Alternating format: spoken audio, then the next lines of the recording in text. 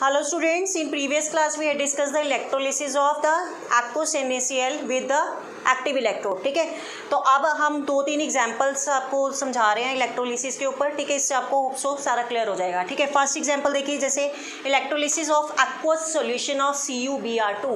Aqueous solution है, aqueous solution का मतलब क्या है, कंसंट्रेटेड या डाइल्यूट। और मैंने आपको पहले ही बोला था अगर गिवन नहीं है तो आपको क्या कंसीडर करके चलना है, कॉन्सेंट्रेटेड। क्लियर।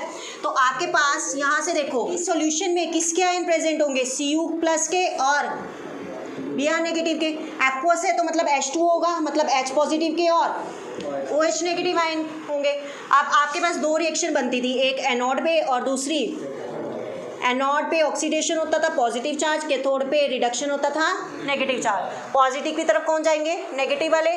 तो मतलब कौन कौन जा रहे हैं, Br नेगेटिव और OH नेगेटिव आयन, और यहाँ पर कौन जाएंगे, Cu+ और H पॉजिटिव आयन। अब कंपटीशन होगा दोनों में से, आपको प्रेफर किसको करना है, जिसका ऑक्सीडेशन पोटेंशियल ज़्यादा है उसको एनोड पे लो, जिसका रिडक्शन पोटेंशियल ज़्यादा है उसको कैथोड पे लो। देखो Br नेगेटिव और OH नेगेटिव में से अक्षित कौन जाएगा एनोड पे, Br नेगेटिव। यहाँ से इस सीरीज के अकॉर्डिंग देख लो किसका ऑक्सीडेशन पोटेंशियल ज़्यादा है, ये Br है, ये OH है, तो किसका है, Br का। मतलब ये एनोड पे पार्टिसिपेट करेगा और कैथोड पे Cu+ और H पॉजिटिव। किसका रिडक्शन पोटेंशियल ज़्यादा है, ये Cu है, ये H है, किसका रिडक्शन पोटेंशियल ज़्यादा है, Cu+ का। तो मतलब ये किस पे पार्टिसिपेट करेगा, कैथोड पे। ठीक है, रिएक्शन लिख दो, Br नेगेटिव ये किस में डिस्चार्ज हो रहा है, Br2 में, प्लस यहाँ से क्या है आपके पास इलेक्ट्रॉन। वैसे तो सिंपल Br में लिखो ऐसे, लेकिन Br अकेला ऐसे एग्जिस्ट नहीं करता, क्या है मॉलिक्यूलर फॉर्म में एग्जिस्ट करता है। तो यहाँ से बैलेंस कर दो 2 और 2 इलेक्ट्रॉन्स। ठीक है, नेक्स्ट कैथोड। कैथोड पे कौन जा रहा है, कॉपर Cu+ की कौन सा चार्ज होता है इसके ऊपर, 2। ये क्या करेगा, 2 इलेक्ट्रॉन लेगा और किस में कन्वर्ट हो जाएगा, Cu में। ऑल ओवर इक्वेशन बना दो, यहाँ से 2 और 2 कैंसिल हो गए, ऑल ओवर इक्वेशन बन जाएगी 2 Br नेगेटिव प्लस Cu+ के 2 विच गिव्स Br2+ के Cu। अब क्वेश्चन ये नहीं आता कि ऑल ओवर इक्वेशन बनाओ, क्वेश्चन आता है कि प्रोडक्ट आपके एनोड पे कौन से बन रहे हैं और कैथोड पे कौन से बन रहे हैं। तो एनोड पे कौन सा प्रोडक्ट बन रहा है, that is bromine gas. Anode पे ब्रोमीन और कैथोड पे क्या बन रहा है, that is a copper solid, मतलब मेटल। क्लियर है। तो यहाँ पर ये क्वेश्चन आपका सोल्व होता है। 2 नंबर पे क्वेश्चन आता है इलेक्ट्रोलिसिस पे, बताओ कौन सा प्रोडक्ट एनोड पे जाएगा और कौन सा प्रोडक्ट कैथोड पे जाएगा। क्लियर कर लोगे। चलिए next, electrolysis of aqueous copper sulphate using the platinum electrode. Platinum electrode you know inert electrode है, तो ये टेक प्लेस नहीं करेगा। यहाँ पर क्या है, एक्वस CuSO4, मतलब Cu+2 के आयन प्रेजेंट है और SO4 2 नेगेटिव के आयन प्रेजेंट है। एक्वस का मतलब H पॉजिटिव और OH नेगेटिव के आयन प्रेजेंट है। क्लियर। अगेन एनोड और कैथोड पे रिएक्शन लिखो, एनोड पे पॉजिटिव चार्ज, कैथोड पे नेगेटिव। पॉजिटिव वाले के पास कौन से जाएंगे, नेगेटिव वाले OH नेगेटिव आयन, और कैथोड के पास कौन से जाएंगे, पॉजिटिव वाले। क्लियर। अब बताओ एनोड पे यहाँ पर कौन जाएगा, किसको प्रेफर करेंगे, SO4 2 नेगेटिव को, कोई OH नेगेटिव आयन को। यहाँ से देखो किसका ऑक्सीडेशन पोटेंशियल ज़्यादा है, OH नेगेटिव आयन का। तो एनोड पे कौन जाएगा, OH नेगेटिव आयन, और कैथोड पे कौन जाएगा, दैट इज Cu+2। अब OH नेगेटिव आयन अकेला एग्जिस्ट नहीं करता, हमने बात करी थी ना। तो वैसे इक्वेशन बनानी है आपको।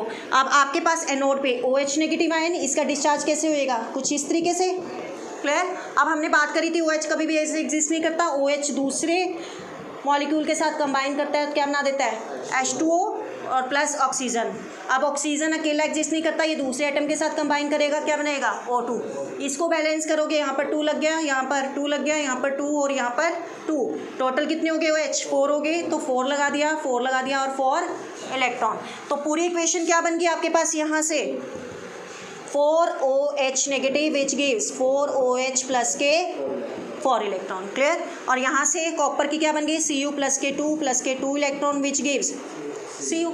अब आपको बताना है प्रोडक्ट कौन सा फॉर्म्ड हुआ एनोड पे और कैथोड पे। आपको कैथोड से तो पता चल गया कॉपर फॉर्म्ड हुआ, लेकिन एनोड पे कौन सा हुआ, अब ये नहीं लिखोगे, कैसे लिखोगे, 2H2O+ O2 हो गया बैलेंस, 2 2 जा 4, 4 क्या है आपके पास, हाइड्रोजन है, ऑक्सीजन कितनी है, 2 और 2 4, ऑक्सीजन कितनी है 4। तो कौन सा प्रोडक्ट फॉर्म हुआ, ऑक्सीजन। ऑक्सीजन किस पे मिलेगा आपको, एनोड पे। मतलब oxygen gas is liberated at the anode and copper is formed at the cathode. Clear. Clear कर लोगे।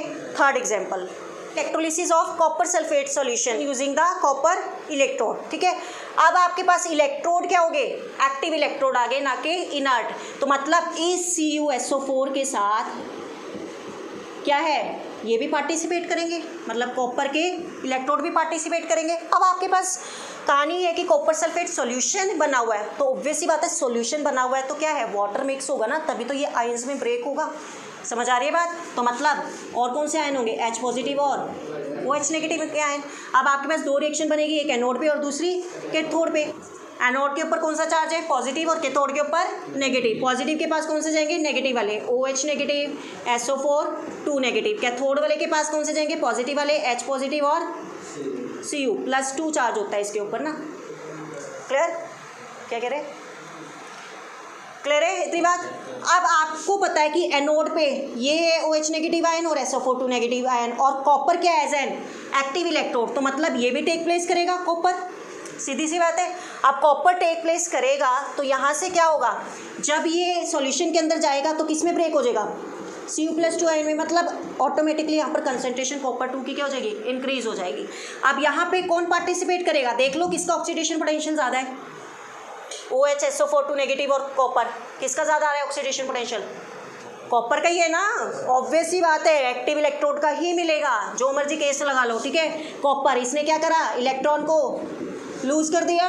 नेक्स्ट ये क्या करेगा, यहाँ पर ये Cu+2 है, देखो किसका रिडक्शन पोटेंशियल ज़्यादा है, अब H+ में से और कॉपर +2 में से रिडक्शन पोटेंशियल किसका ज़्यादा होना है, Cu+2 का।